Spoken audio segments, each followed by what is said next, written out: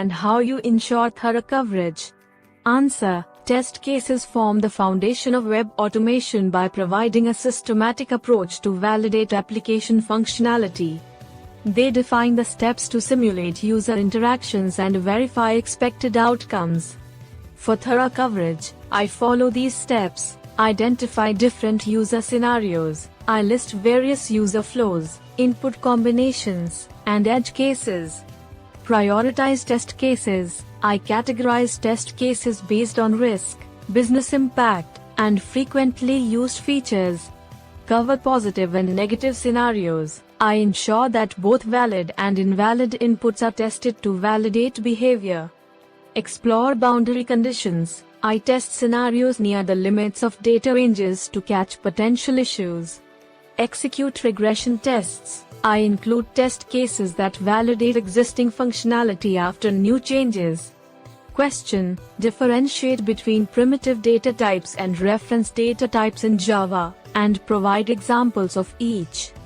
Answer: primitive data types store simple values directly, while reference data types store references, memory addresses, to complex objects. Examples: primitive, int age equals 25, char grade equals a, boolean is active equals true, reference, string name equals John, int, numbers equals 1, 2, 3, comma object obj equals new object. Question: describe encapsulation and provide an example of how it can be implemented in a Selenium automation project. Answer: encapsulation is the concept of bundling data and methods that operate on that data into a single unit, class. In a Selenium project, I encapsulate web element locators and interaction methods within a page object class. For example, consider a login page public class login page, private by username field equals by dotted username, public void enter username string username driver dot find element username field, send keys username. Question: explain the difference between list and set interfaces in Java collections framework, and provide use cases for each. Answer: list maintains an ordered collection with possible duplicates, while set maintains a collection of unique elements without a specific order. List, array list, linked list, suitable for scenarios where order matters, like maintaining user histories or task lists. Set, hash set, tree set, useful when managing unique items, such as tags in a blog post or unique values in a dropdown. Question: how do you locate a web element using its ID attribute in Selenium? Provide a code example. Answer: to locate an element by its ID, I use driver.findElement by .elemented.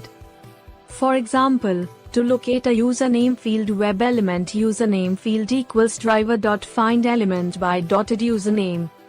Question: describe the page object model POM design pattern and its benefits in Selenium test automation. Answer: the page object model, POM, is a design pattern where each web page or component has a dedicated class containing its locators and related methods. Benefits include reusability.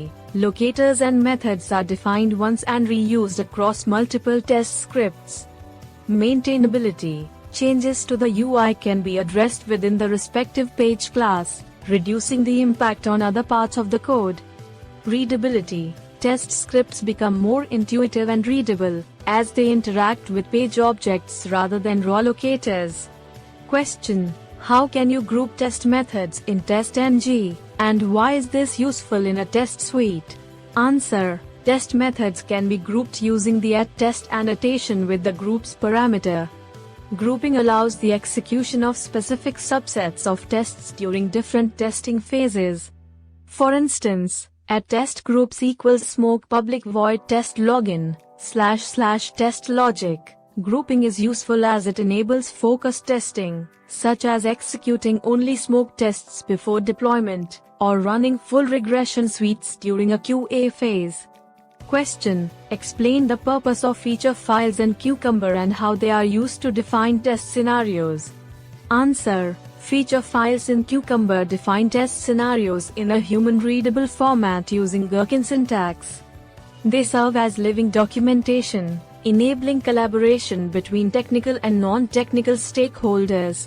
Each feature file represents a feature or functionality of the application, and scenarios are defined with steps that describe user interactions. Feature login feature scenario. Successful login. Given user navigates to the login page when user enters valid username and password and user clicks the login button, then user should be redirected to the dashboard. Question: what are the advantages of using a data-driven framework in Selenium automation? How would you implement it?